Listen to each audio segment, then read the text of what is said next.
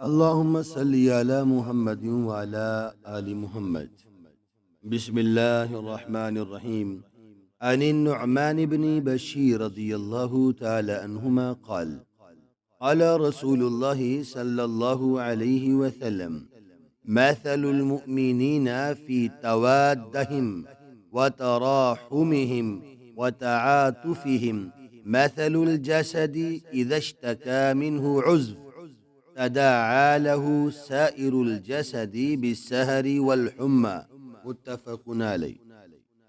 حضرت نعمان بن بشیر رضی اللہ تعالیٰ عنہ سے روایت فرماتے ہیں، رسول اللہ صلی اللہ علیہ وسلم نے فرمایا، مومنوں کی مثال آپس میں ایک دوسرے کے ساتھ محبت کرنے میں، ایک دوسرے کے ساتھ رحم کرنے میں اور ایک دوسرے کے ساتھ شفقت و نرمی کرنے میں جسم کی طرح ہے، اور جب اس کا کوئی ایک عضو درد کرتا ہے تو اس کا سارا جسم اس کی وجہ سے بیداری اور بخار میں مبتلا رہتا ہے۔ اسی کے ہم معنی یہ حدیث بھی ہے جو صحیح مسلم میں ہے کہ مومن ایک آدمی کی طرح ہے، جب اس کی آنکھ دکھتی ہے تو سارا جسم دکھتا ہے، اور جب اس کے سر کو تکلیف ہوتی ہے تو اس کا سارا جسم تکلیف محسوس کرتا ہے۔ باہمی ہمدردی و خیر خواہی ہی معاشروں کو اچھائی کی طرف اور بقا کی طرف لے کر جاتی ہے۔